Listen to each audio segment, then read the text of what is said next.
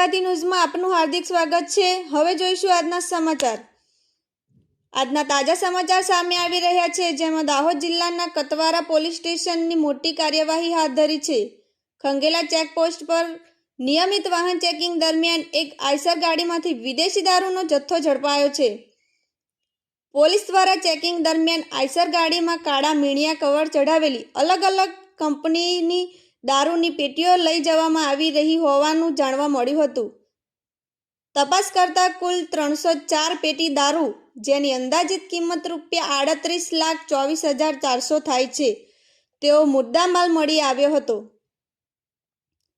આ મામલે કતવારા પોલીસે ગાડીના ચાલક હરદયાલસિંહ રાજપૂતને ઝડપી પાડી પૂછપરછ હાથ ધરી હતી।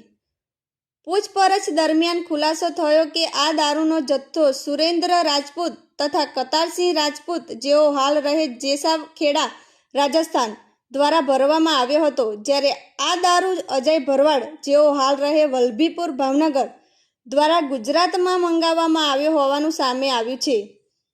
પોલીસે આ કેસમાં કુલ 4 ઇસમો વિરુદ્ધ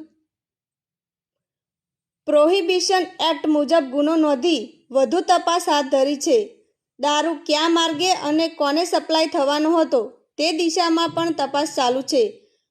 આ સમગ્ર કાર્યવાહીથી દારૂના ગેરકાયદેસર વેપાર સામે પોલીસની કડક કામગીરીથી ફરી એકવાર સામે આવી રહી છે। રિપોર્ટર અભયસિંહ રાવલ, દાહોદ।